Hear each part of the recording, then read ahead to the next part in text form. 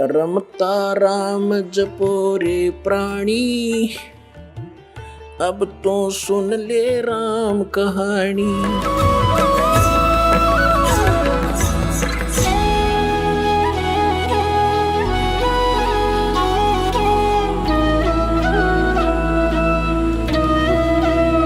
परमपिता परमात्मा पूर्ण ब्रह्म सारी सृष्टि के रचनहार कुल मालिक कबीर परमेश्वर जी की असीम कृपा से आज आप सत्संग सुनने के लिए उपस्थित हुए। पुण्यात्माओं, परमेश्वर ने स्वयं ही आकर के हमें ज्ञान बताया है और उस ज्ञान के बिना सब जो हमने सुना था वो पूरा ज्ञान था। कहते हैं भक्ति मुक्ति के दाता सतगुरु, भटकत प्राण फिरंदा, उस साहिब के हुक्म बिना नहीं तरवर पात हिलंदा। उस परमात्मा की असीम रजा आपके ऊपर हुई है। जब तक ये प्राणी परमेश्वर की शरण ग्रहण नहीं करता तब तक तो ये अपना प्रारब्ध ही भोग रहा होता है।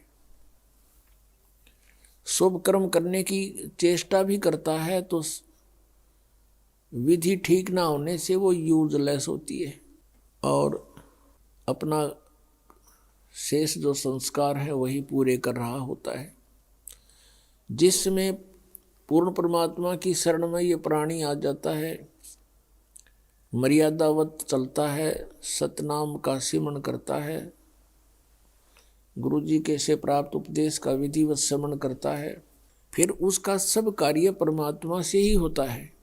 तो आज हमने जैसे आप जी ने कोई पावर का कनेक्शन ले लिया बिजली का, तो उसी के हिसाब से आपने सारे चेंज कर लिए। चक्की भी बिजली वाली ले ली,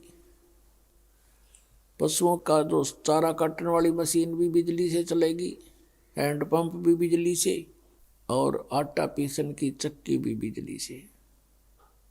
तो फिर आपका सारा कार्य पावर से ही हो रहा है। तो ऐसे ही जब आपको ये कनेक्शन मिल जाता है तो आपके सब क्रियाएं बदल जाती हैं।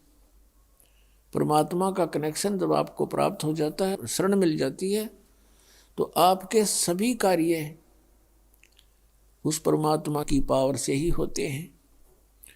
या कहते हैं भक्ति मुक्ति के दाता सतगुरु, भटकत प्राणी फिरंदा, उस साहिब के हुक्म बिना नहीं तरवर पात हिलंदा। उपदेश ग्रहण करके और फिर प्राणी भटकता है इधर उधर, मन को स्थिर नहीं करके कितना और जाता है, किसी संतों के पास जाता है या अन्य किसी और उपासना स्थल पर जैसे पहले भटका करते वहां जाता है। उसके लिए कहते हैं कि भक्ति और मुक्ति के सतगुरु ही दाता हैं, अन्य कोई नहीं है।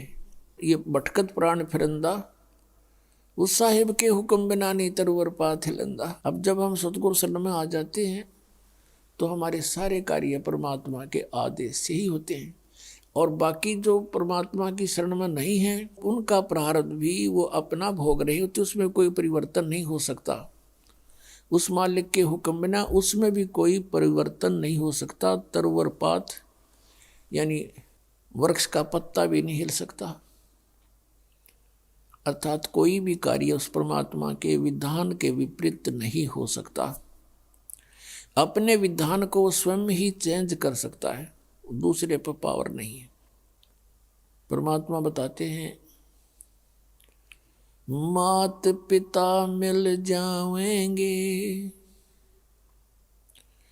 मात पिता मिल जाएंगे, 184 माही, सतगुरु सेवा और बंदगी फेर मिलन की नाही।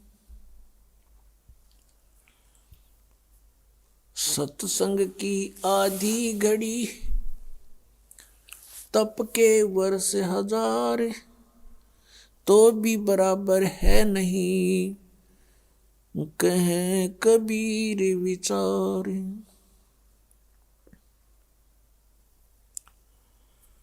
परमात्मा हमें याद दिलाते हैं कि तुम मनुष्य जीवन प्राप्त करके परमात्मा की प्राप्ति के लिए कोशिश करते हो। वो पुण्यात्मा जो पिछले भी जन्मों में मनुष्य शरीर धारण किए हुए थे और भक्ति कर रहे थे, उनको फिर तुरंत मनुष्य जीवन प्राप्त हो जाता है और फिर उनके अंदर पिछली जो प्रेरणाएं होती हैं परमात्मा की, वो विद्यमान रहती हैं। वो उसका अपना संस्कार है, वो कहाँ जन्मा है। जैसे पवित्र हिंदू धर्म में जन्म हुआ तो उसको वो पिछले संस्कार इतना दबाव देते हैं कि वो अपनी साधनाएं किए बिना रह ही नहीं सकता, तो वो साधनाएं शुरू कर देता है। किसी का मुसलमान धर्म में जन्म होता है तो वो क्रियाएं शुरू कर देगा, और अन्य धर्मों में भी ऐसे ही जानो। लेकिन पुण्यात्माओं, जब तक हम अपने सदग्रंथों से परिचित नहीं होंगे तो साधना करना भी व्यर्थ होगा।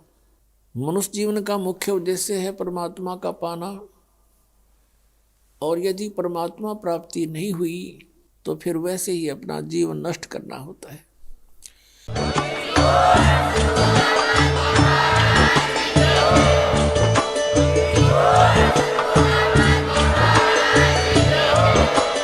आप सुन रहे थे जगत गुरु तत्वदर्शी संत रामपाल जी महाराज जी के मंगल प्रवचन। अधिक जानकारी के लिए विजिट कीजिए हमारी वेबसाइट www.jagatgururampalji.org। संत रामपाल जी महाराज जी के शुभ आशीर्वाद से पूरे विश्व भर में 500 से भी ज्यादा नाम दीक्षा केंद्र हैं, जिन पर संत रामपाल जी महाराज जी द्वारा ऑनलाइन निशुल्क नाम दीक्षा दी जा रही है। अपने नजदीकी नाम दीक्षा केंद्र का पता करने के लिए संपर्क करें 8222880541।